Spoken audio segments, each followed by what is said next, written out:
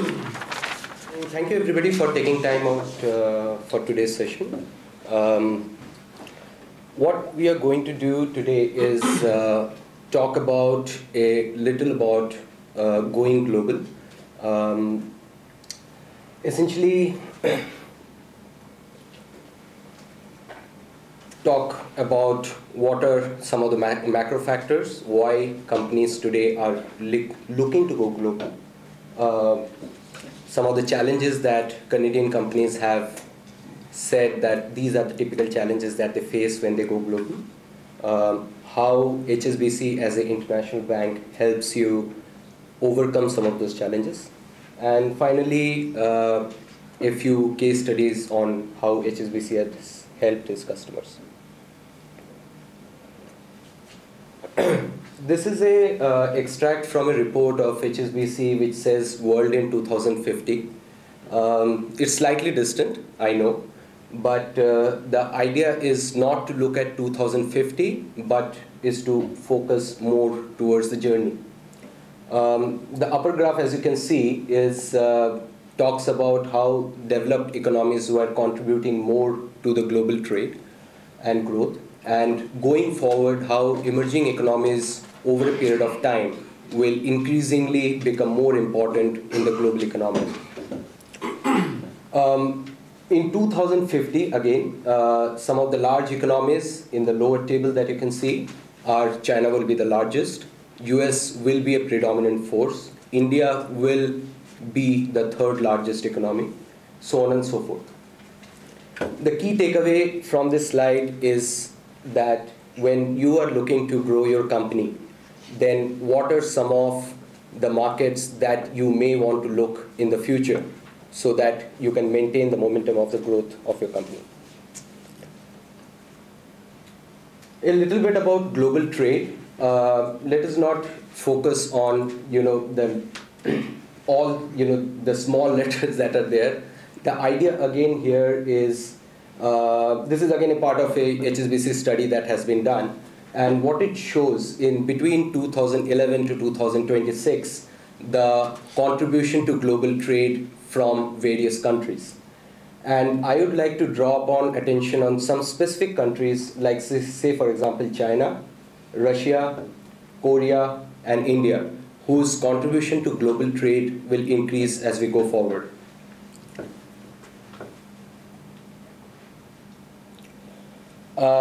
A little bit about the Canadian trade today as going forward.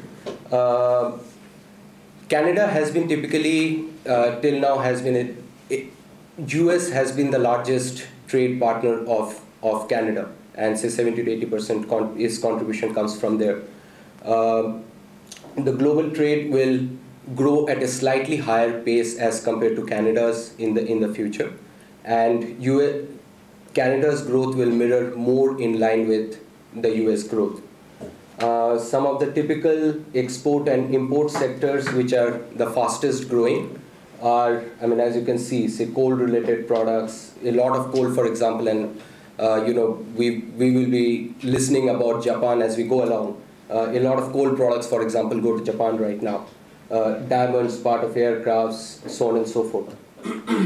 The largest, as I said before, the largest economies or the bilateral trade that happens today between Canada and the other countries is US, China and UK, and on the import sides it includes Mexico. So what we spoke about, the key takeaway from the earlier slides is that if your company is today doing business with, say, in the NAFTA region, either doing local business within Canada or is planning to doing some part of business with US, what are some of the countries, what are some of the factors, macro factors that you need to look at when you plan the growth of your company in the future? Some of the typical challenges that Canadian companies have mentioned in the past based on a survey. What are the biggest challenges? Foreign currency risk. Now, I'd like to spend some time on this. Say your company today invests in a country like, for example, India. Um, if you just take the Indian rupee movement against US dollars, in last 3 years, it has moved by about 20%. So where does your investment returns go when currency fluctuations are so high?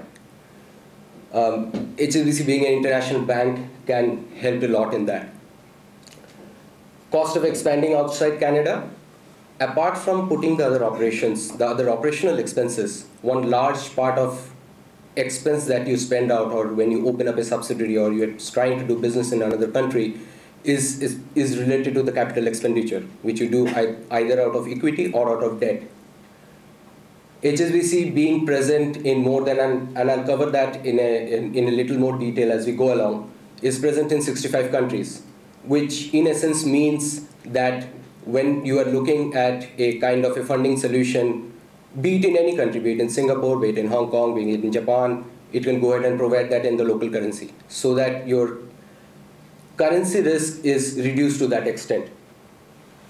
Local competition in target markets. Apart from other factors, when you are entering into a new country, one key competition that comes is what are the trade terms that you're providing to your buyers and your suppliers. Especially if the other client at the other end is a larger organization, it will try to squeeze out the working capital from that particular transaction. Again here, based on different markets, there are localized solutions and products that are available which help you provide that financing on both sides of the supply chain, and HSBC helps a lot in that.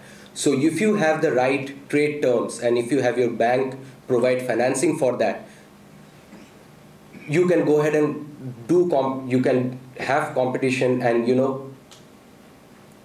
win that business on the right terms and at the right rate. What are some of the information that makes it to do business internationally? Local rules and regulations. Again, HSBC being present in more than 65 countries, the commercial part, it will help you understand the local rules and regulations, how the central bank functions, so on and so forth. Language, culture barriers, the same thing. Custom requirements, obviously, I mean, that is something out of the ambit. What are the first steps? Establish local relationship with your contact. Now, predominantly, historically, HSBC has always been a trade bank, which means, sorry, it has always focused on the supply chain of its customers.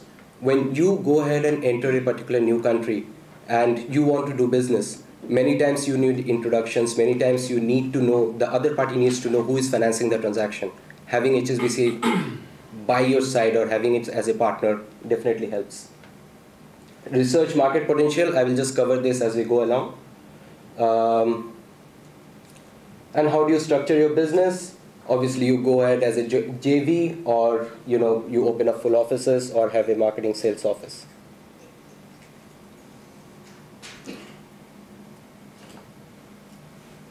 Little bit about HSBC. Established in 1865, one of the largest financial organizations in the whole world, present in more than 80 countries, and I think about more than 60 plus would be commercial banking centers. And CMB, the word CMB means commercial banking, which essentially deals with small and medium-sized companies who are into either manufacturing or into services, so on and so forth. And that is where the core of HSBC lies, and that is what it has done in the past. HSBC Bank Canada, a subsidiary of HSBC Holdings, one of the market leaders in trade services.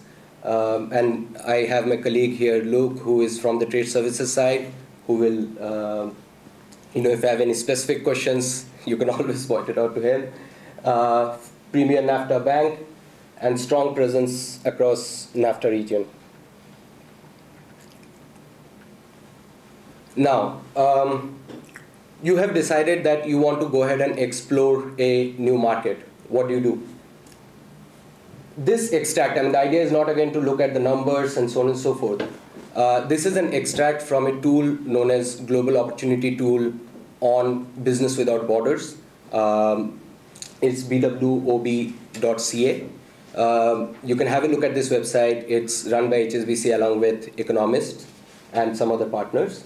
What it does is, like in this particular case, the example is, in case you're looking at food products in grains, what are typical, you want to know what are some of the large markets that you need to focus on, that you'd like to see or explore in terms of when you're planning to expand your business. And it gives you all the details that you need as the first step in your exploration process. You just need to register, and this service is free. You have found the right market. Now you need to know what are the startup costs. You have decided, say for example, between 2 or 3 countries. What do you do? In this example again, it is chosen, I think, Canada, France, and India.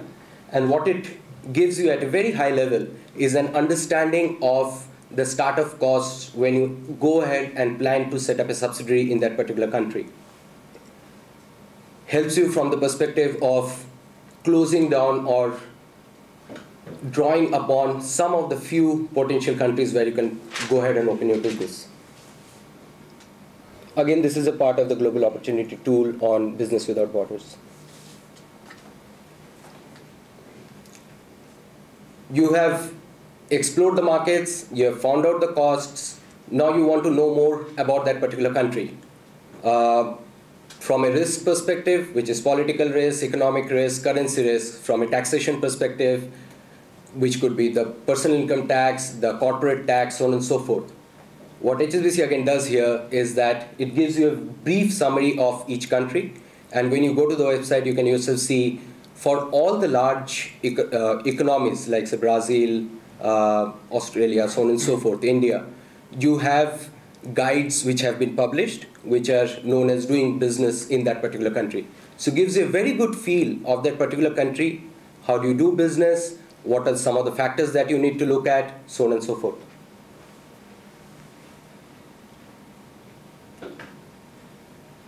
Okay. What we have spoken now is the need for why are companies going global now, what are some of the key challenges that these companies face, and finally, what are some of the tools which HSBC as a bank provides you to do that exploration business of going and exploring that market.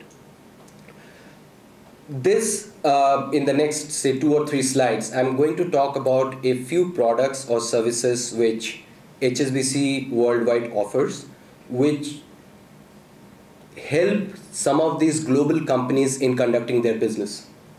Like for example, in the bottom 2 charts that you see, HSBC Net, for example, is a global cash management platform, and it is used by most of our international customers. What it means is, you are a company, take an example, you are a company in Canada with a subsidiary in Hong Kong, in Singapore, in India, and say in Japan. Typically, a company of the nature of, say, a mid-sized company of, say, $100 million company would not have their respective treasury functions, full-fledged respective treasury functions running out of these respective countries. Initially, the control is centralized within the head office. What HSBC Net allows you to do is open up accounts in these countries, link it up to the parent account, and not only you can monitor, but you can do transactions on them. So it puts the tool in your hand to manage the cash flow of your company as you want it. Some of the plain vanilla thing, again, take the same example. You have a business here in Canada. You have, again, subsidiaries, say, in India, in Singapore, in Japan. You have multiple currencies through which receivables are coming in, or once you are exporting, receivables come in. How do you manage the exchange risk? It helps you open up accounts in those respective currencies, so that once you know exactly what is the margin that you did that particular business, and you can go ahead and convert or manage your currency risk at that level. Because we are present in these countries and know the local regulations. You want to open, sitting here in Canada, you want to know what are the various documentation requirements which are required for opening a account in, say, Dubai. We can help you and do that, and the whole process happens quite seamlessly. Some of the other, slightly evolved products like cash concentration and cross-currency products, which I'll just leave it at that. This graph is again, what it shows is you have sold. Take an example. You are a company in Canada. You have sold to a company in, say, Argentina, in Brazil, and in Mexico. How are you managing the risk today of non-payment from the buyer? As you can see, each country is different in terms of the kind of tool that it uses. And for Canada, about 33% or 1/3 responded that either they don't know or they don't have an answer. As compared to, say, Argentina, where 42%, almost half, take credit insurance. I know that many businesses here take insurance for their trade receivables. The point I'm trying to make here is when you go to a local market, how you manage risk from your receivables perspective, from your managing a business perspective is different. Having a local partner helps.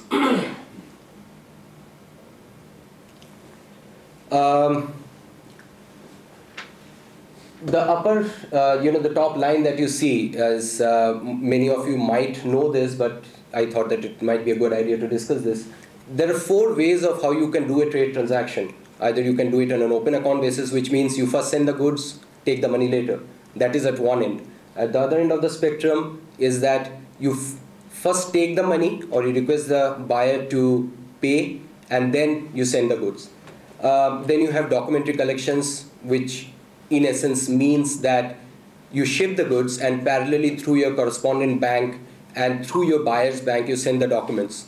So once the buyer receives makes the payment, then the goods are released so that he can go ahead and release the documents. And finally you have LCs, or documentary credits.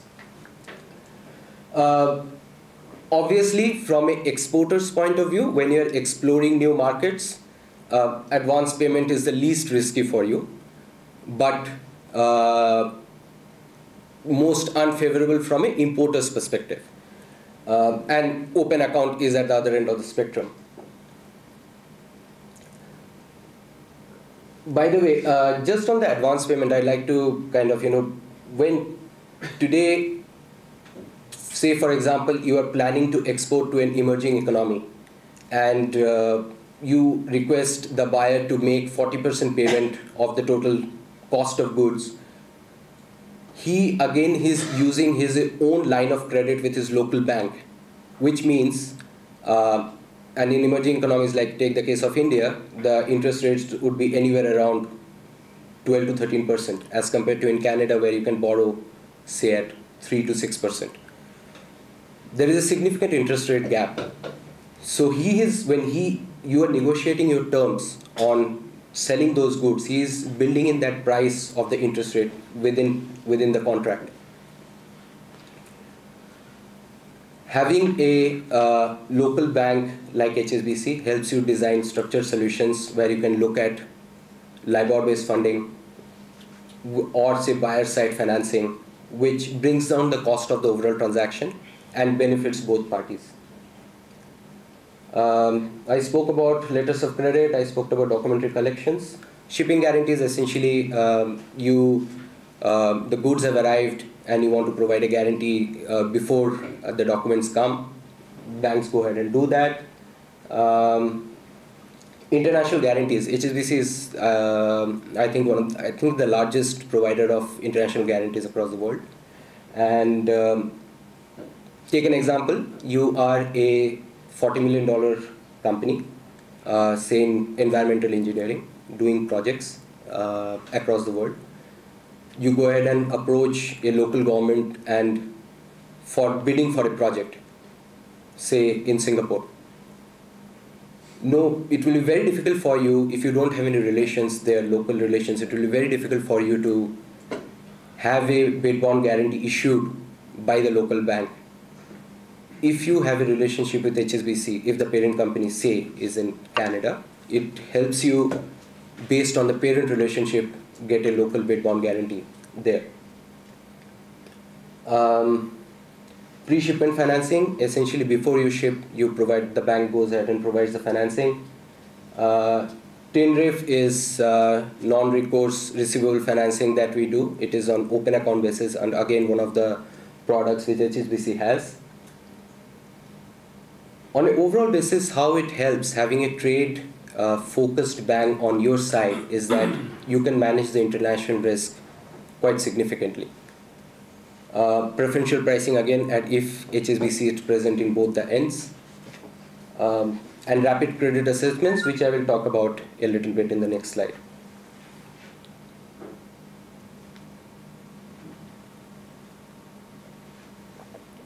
Forwards and hedges.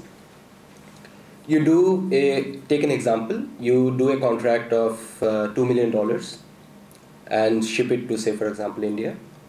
By the time the goods have to be shipped, because you will manufacture it, say it takes another 3 months, the exchange rate has moved. HSBC as a foreign bank, because it has presence in so many countries, it has a quite deep treasury desk available in these countries, which helps you book forwards so that you can block your margin on that particular transaction, whatever it be, 10%, 20%. You are not impacted by the currency movement. We spoke briefly about foreign currency accounts. Options are essentially similar to forwards. Only thing is you have the option to whether you want to sell that particular receivable when it falls due. And interest rate swaps, variable to fixed or fixed to variable, as the case may be. Cross-border credit, I just want to spend a minute on this. A lot of our customers, when they are planning to expand overseas, apart from putting in the equity, the initial equity they can put, they are looking at bank borrowing. But because they may not have local presence in that particular country, they would not have internal credit ratings, which means the local banks may not be able to lend to them. What we have done quite successfully is that once we have a parent relationship in any country and it wants to go ahead and open a subsidiary in another country, we are able to explore providing credit to the local subsidiary in the local currency, which means you are not impacted by the foreign currency movement as well, based on the comfort of the parent. Apart from that, obviously you have the standard products like what is typically used, which is commercial line of credit or overdraft, loans, bankers' acceptances, so on and so forth, and finally leasing of machinery. I think that's about it. Few case studies. The first one, it's in relationship with HSBC India for 35 years. The company is making multiple acquisitions. It's into the FMCG space. Because HSBC was present, we made an acquisition in Indonesia, for example. HSBC was the book runner for that. It helps this particular company manage its cash across all locations, across all the countries that it's present in. And on the top of that, some of the, I said about the cash pooling and concentration products, which help you manage your interest cost even to a far greater extent. It provides products like that. Help China-based company trade financing and setting up facilities. So this is a China-based company which was setting up a subsidiary in Canada. We provided cross-border credit to it so that the local subsidiary could have been set up and funding could be provided. We also do a RMB-based transaction. What that means is we saw in one of the earlier slides that a lot of imports are happening from China. And HSBC Canada today has the ability to do RMB-based transaction. Essentially similar to what you do on US dollar, you can do it in RMB. And finally, multiple global cash management transactions and cross-border transactions for Canadian customers across the board. And I think that should be it. That's it. Any questions? I had a question regarding the inbound and outbound remittance. If suppose a company transfers money across various branches of HSBC present in different countries, so how does the bank helps in the tax implications of these money transfers? No. Well, tax implication is linked more to an accounting thing. With banking, we're more involved in the movement. See, the tax implication. there are some implications of withholding tax in particular. One is making simple transactions. That is one thing which you can transfer money as long as the regulations allow you. Because all currencies, some currencies are fully convertible, some are partially convertible, some are more rigidly managed. So as long as it is within the regulations, it's fine. HSBC will go ahead and you can do wire transfers, so on and so forth. The question is about withholding tax and its implications. I'm just using one example here, and that is, if it's a loan, it is usually taken into the calculations, and even the customers know. But the bank doesn't get involved with the, the tax part of it. Answer is no. Next question. Okay, babe. Thank you so much. Thank you very much. Thank you.